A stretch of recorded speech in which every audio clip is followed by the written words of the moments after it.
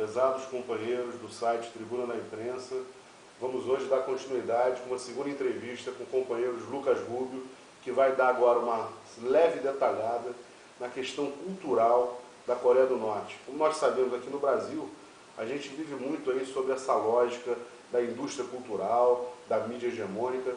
Agora, Lucas, me fala um pouquinho, como é que isso se dá na Coreia do Norte, a realidade cultural, e depois fala um pouquinho da questão da habitação, da moradia, como é que se dá também a questão da mulher, as coisas das minorias lá na Coreia do Norte.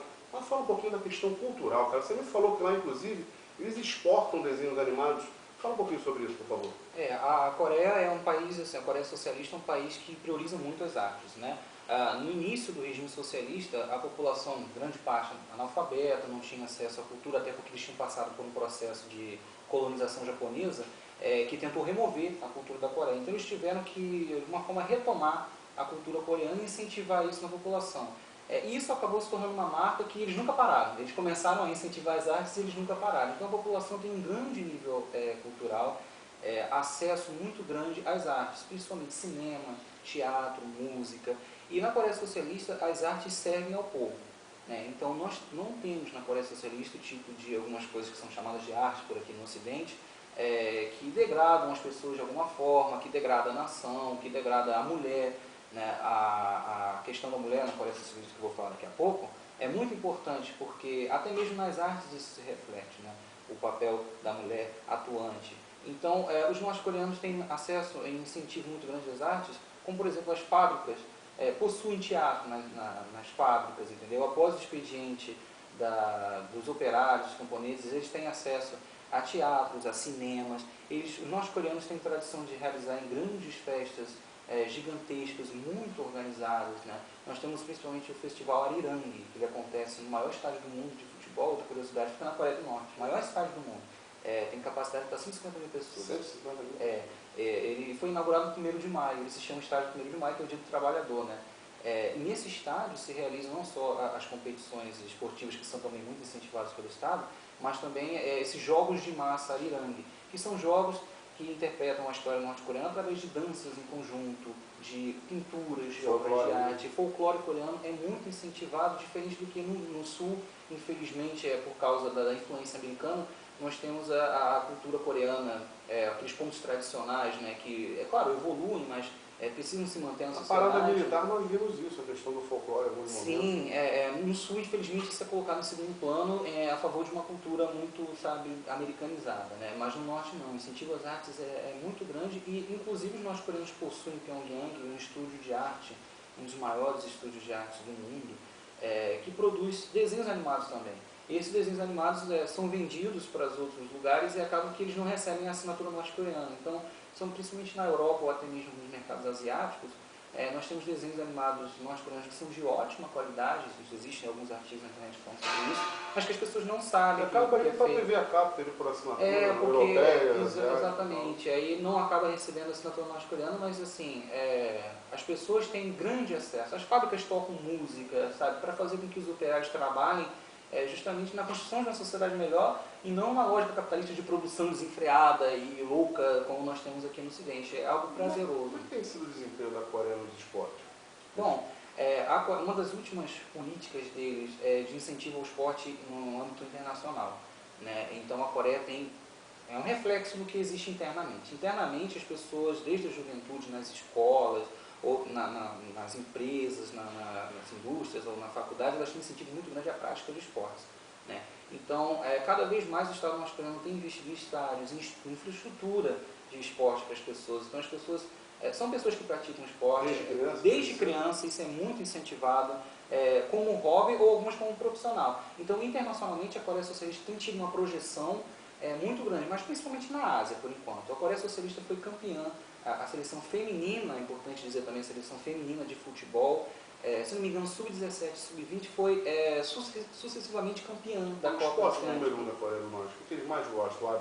Eles gostam muito de futebol, inclusive eles, quando brasileiros vão lá, eles têm grande identificação com o nosso esporte, que é o futebol, nós somos tradição mundial nisso, mas também vôlei, basquete, natação. Eles gostam?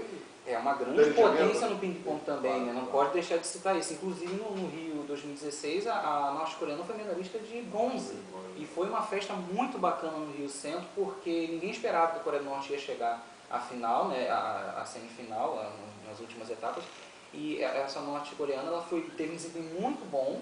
E ela chegou e ela foi muito aclamada pelas pessoas. O esporte é um bom momento que a Coreia mostra ao mundo que existe uma sociedade funcionando. A mulher é valorizada, você falou que foi uma mulher que foi. Sim, foi a mulher. As mulheres, elas possuem assim, realmente uma projeção muito maior. Não é vulgarizada, né? Você estava falando dessa questão de não é proteger a mulher da Coreia do Norte não é vulgarizada, como dos programas dominicais, essas coisas. Exatamente. Né? Sensacionalismo, expor a mulher como açougue e tudo mais, que a Coreia do Norte. Eles têm, culturalmente foi colocado, um respeito muito grande às pessoas mais velhas e às mulheres. Então, assim, não pode existir um tipo de programa que degrade a mulher de alguma forma. Até porque a mulher na Coreia Socialista tem condições iguais às dos homens. Então, desde 1946 foi assinada uma lei de igualdade pelo presidente Kim Il-sung. Não deixam de ser femininas por causa disso. Não, de forma alguma. Elas desempenham, na verdade... Não confundir, né? Não confundir. As mulheres norte-coreanas, metade do exército popular da Coreia é composto de mulheres. Isso não existe paralelo no mundo, entendeu? E elas ocupam cargos políticos muito grandes, cargos militares, diferente daqui onde você tem uma pequena porcentagem de mulheres na vida pública, só que a maioria da população é mulher. Claro, justamente lá elas são muito bem representadas. Cargos políticos também? Sim, cargos políticos. As mulheres fazem parte dos cargos políticos e militares também. Na parada militar, nós temos muitas mulheres e até mesmo mulheres nos pelotões masculinos, comandando pelotões masculinos. É impressionante isso. Inclusive eu vi o vídeo completo. Foi divulgado para o mundo inteiro aquilo, né? Foi divulgado. A TV espanhola, se não me engano, foi a que eu vi, inclusive. Sim, e a parada teve um impacto visual de organização do povo coreano. Isso também se reflete num nível cultural tão grande que até mesmo a mídia ocidental teve que dar uma pequena admitida de que foi um espetáculo realmente grande. Desculpa te cortar. Isso é muito importante, cara. A valorização da habitação. Porque aqui no Brasil, um país desse tamanho, um país continental, tem problema de habitação. Lá é um país como se fosse um estado brasileiro, um país menor, tem 24 milhões de pessoas, quer dizer, São Paulo tem 20 milhões de pessoas, né? Vamos dizer que São Paulo seja a Coreia do Norte, em termos de população habitacional. São Paulo é uma catástrofe. Uma catástrofe habitacional. Como é que se dá isso na Coreia, companheiro? Bom, a gente vive num país onde a especulação imobiliária está aí, né, em cima das pessoas mais pobres, nós temos uma aglomeração muito grande em espaços inadequados, ou temos pessoas que simplesmente não têm o teto. Na Coreia isso é inaceitável. O Estado é responsável, a ponto de ter que ser cobrado em relação a isso, o Estado é responsável em construir habitação para as pessoas. Então, o setor da construção civil é talvez um dos que mais se desenvolve, um dos mais ativos na Coreia Socialista, com a participação muito dos militares também.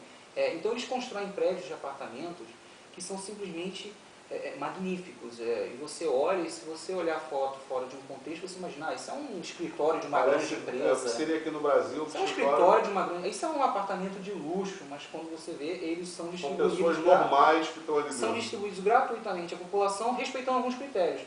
O Estado geralmente atribui a essas moradias ao lugar de trabalho da pessoa. Próximo ao local de então a pessoa sempre tem que estar próxima ao local de trabalho. Lógico. Se ela tem um bom desempenho no trabalho, na escola, os universitários do país. Pyongyang é sempre o centro... Pyongyang é a capital. É o centro intelectual, né? Então muitos dos estudantes que vêm das outras regiões do país encontram na Coreia, em Pyongyang, quer dizer, em Pyongyang, uma moradia, né? O Estado fornece moradia. Infelizmente no Brasil nós não temos isso. Nós temos aqui no Rio e São Paulo, né, as grandes universidades, mas que não conseguem dar conta dos estudantes que vêm. Transporte. Como é que é o transporte por lá? É metrô? O que é que funciona mais por lá? Bom, a Coreia Socialista, embora seja um país muito pequeno, tem uma valorização muito grande do transporte por via férreas.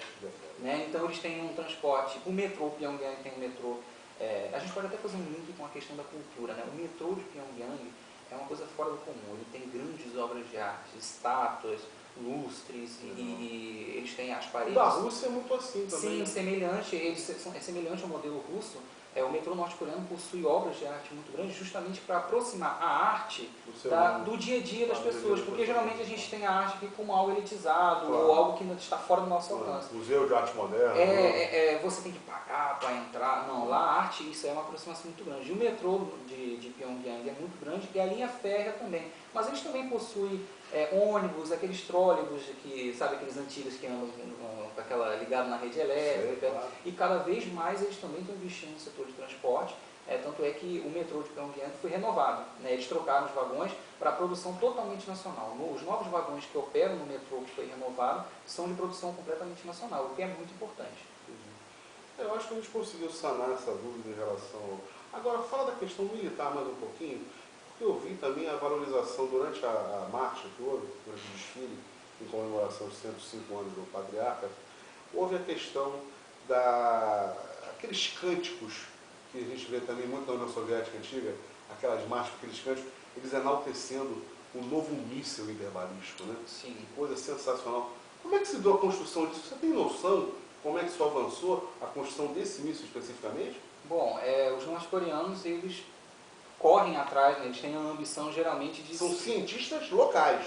São completamente locais. Embora algumas pessoas tentem dizer, existe uma influência chinesa ou russa, não, porque eles são proibidos de comprarem qualquer tipo de tecnologia externa. A Rússia e a China estão juntos nesse bloqueio, eles não fornecem aos norte-coreanos qualquer tipo de armamento. Então, eles desenvolvem a partir de dentro deles mesmos, então a partir do próprio país que eles desenvolvem. Eles começaram com a tentativa de mísseis, né, no final dos anos 90, renovação do que eles já tinham, que era justamente equipamento soviético, aí sim, era soviético, eles foram modernizando isso, ao ponto de chegarem à produção de modelos próprios. Né? E o objetivo sempre é aumentar o alcance e a capacidade de carga. Entendeu? Ao mesmo tempo que o outro objetivo também é diminuir uma ogiva nuclear e aumentar a capacidade de explosão dela. E eles têm alcançado isso.